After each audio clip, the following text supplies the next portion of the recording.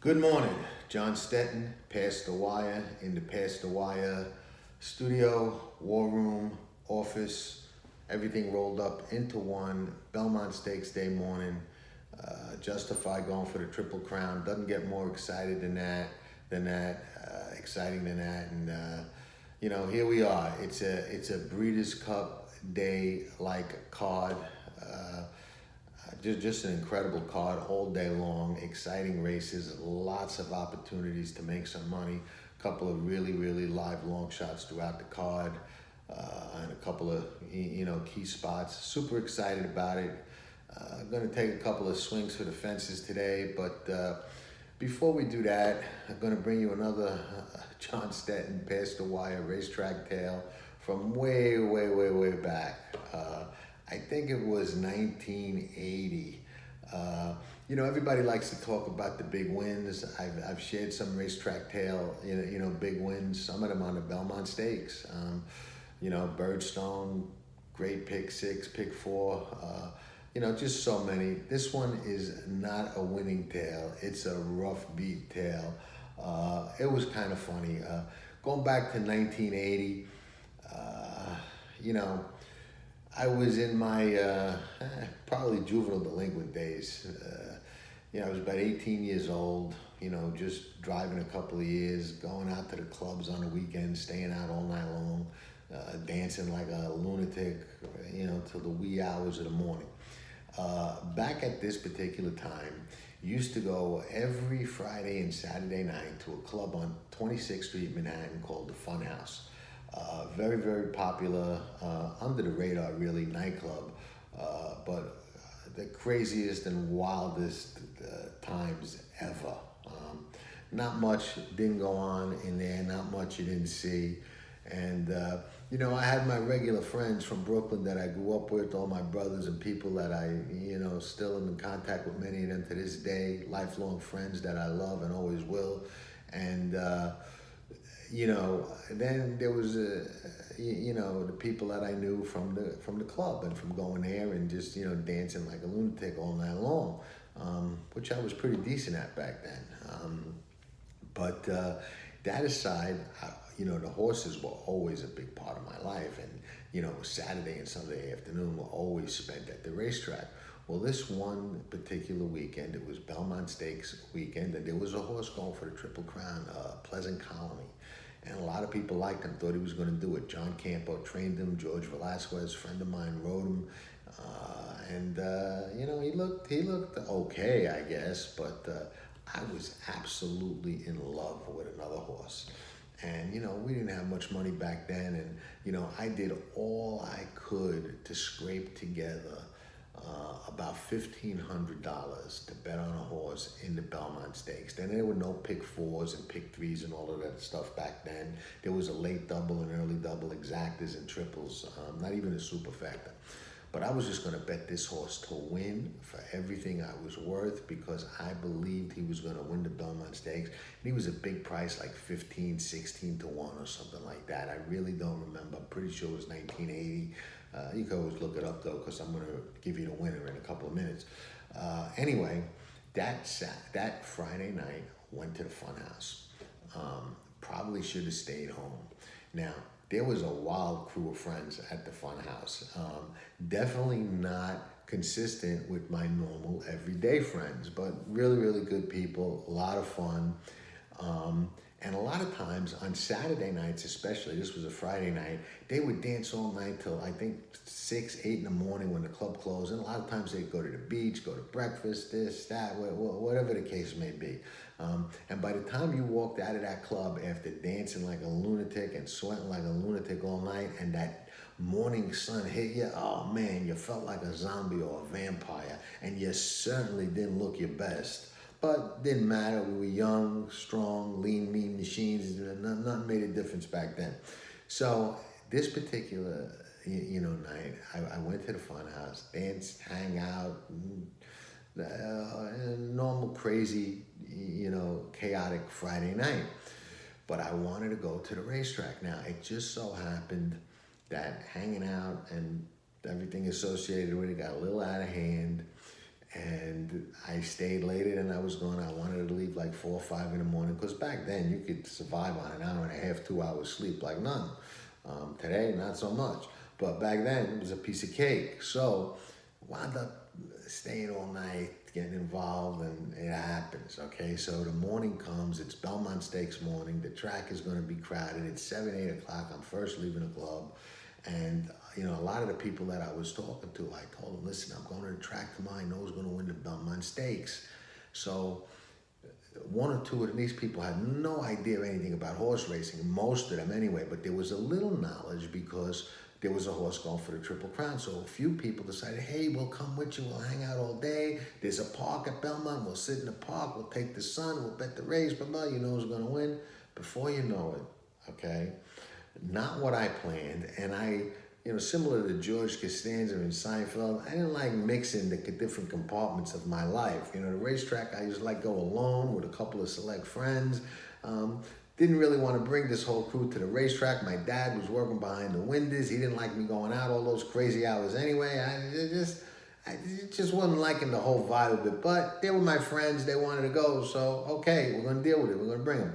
So, different cars, this, that, we all wind up in the Belmont Park, in the park. They're all camped out, laying down like it's the beach, blankets, this, that, shirts off, shorts, this, that, girls in bathing suits and high heels, so everything you could possibly imagine. I'm telling them, listen, you can't really party too much, get too crazy here. It's a racetrack.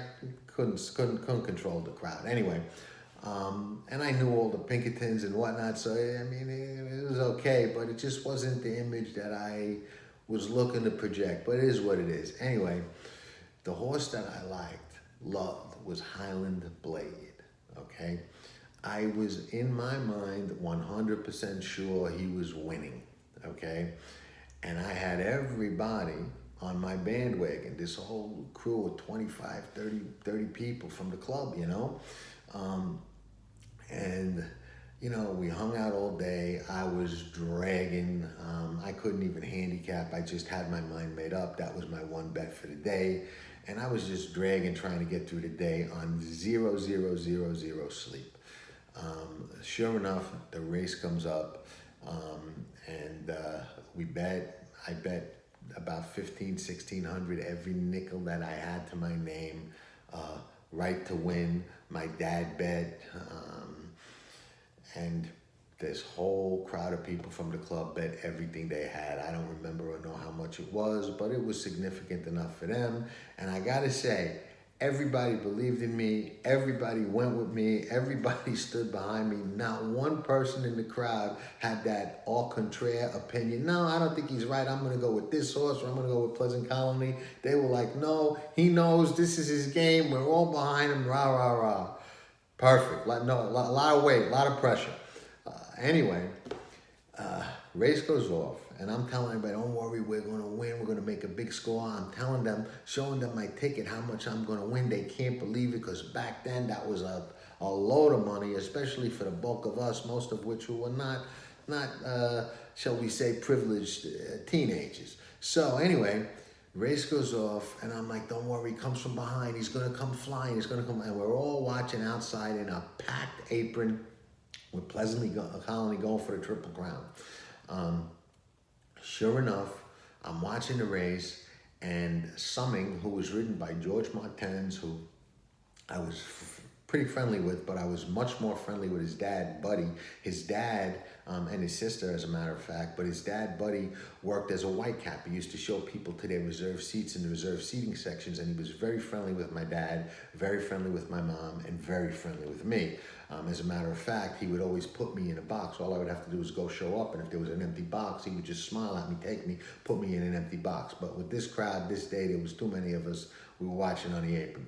Anyway, his son, George Martens, good rider, works for Scotty Schilhofer for years after that.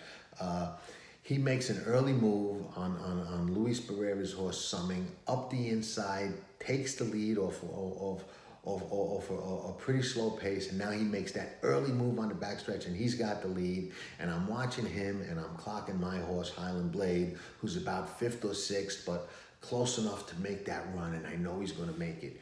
And I'm watching him as they turn for home, and he's coming and he's moving, and I'm like, all right, this is life changing for me at that point. New car, good times for a year ahead, at least, and big bankroll to bet with going forward. So he's coming, and I'm listening to the announcers calling. The announcers calling every horse in the race, and he's focusing on Pleasant Colony because he's going for the Triple Crown. But I could see Pleasant Colony's beat. I ain't worried about him. I'm worried about catching Summing off that early move. But I think I got him, and my horse is moving. But I started thinking, wait, is that my horse? Because the announcer's calling everybody in the race but Highland Blade, you know? And I'm like, I'm telling all these people, they're like, where is he? Where is he? And they're pulling at me and screaming, and girls and guys and everybody going nuts.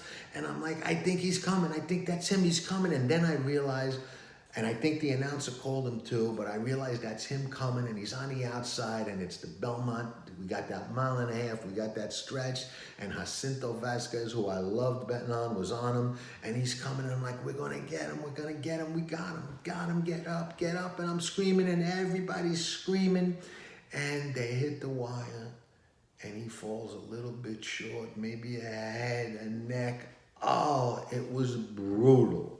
Okay, everybody's screaming in the crowd. Pleasant Colony got beat, and because we watched out on the apron, I knew we lost, but the whole crowd of people that I brought didn't, because from that angle it looked like on the outside he got up, but I could kind of tell in my heart he didn't. But we had a run. I ran, and a couple of people followed me. I'm like, I'm not sure, but deep down I knew. We ran in, and a couple of people followed me to watch on the TV, because they would show the replay on the TV, and you'd get the right angle and see whether or not you got up, because outside you couldn't tell. And I ran in, and I'm watching, and they would show it in slow motion back then, and they're showing it, and he's coming and grinding, and he got him a little past the wire, no pun intended. Didn't get up, and I had to turn around and face all these people who lost their money, console them, somehow console myself, who lost every dime that I had, fell a neck short with a bomb, coming like that in the Belmont Stakes, beat Pleasant Colony for the Triple Crown, but can't have the winner, Summing. It was brutal. Summing ran a great race. Martens rode a great ride with that early move up the riddle, up the rail. One of the great Belmont rides of all time. But what a killer beat story, you know. When I'm right, and I don't mind saying it. And when I'm wrong, you know, I lick my wounds, big boy. You know, that's the game that we play and love. So that said, just thought I'd share that on this nice Belmont morning when we've got Justify going for the Triple Crown. I'm taking a shot in this one as well. We'll see if we're right or wrong. Come race time, all my thoughts on all today's races, as a matter of fact, are up on Tracking Trips at PastTheWire.com. A couple of videos there. If you're a member, that's great. If not, you want to join, you can. You know, enjoy the races, everybody. We got a great day of racing today. I hope you like that quick racetrack tale. Start the day off. Hopefully today is one of the Birdstone days, or Coastal beat Spectacular Bid. I was all over Coastal, all over Tonalist when he beat California Chrome. Sometimes, I mean, I was going to go all in on I'll Have Another. I thought he was going to win it for sure. This year, I think, you know, Justify is 100% legitimate. I think it really comes down to two horses, in my opinion. And, you know, the key, I think, will be how much pressure Justify gets, you know, early in the race. I expect him to go out. I think the rail draw took away some of Mike Smith's options, and, you know, he's probably the fastest horse in the race anyway. I expect him to go out from the wood, and the key will be, I don't think how fast he goes, but how hard he gets hit early in the race that makes him work.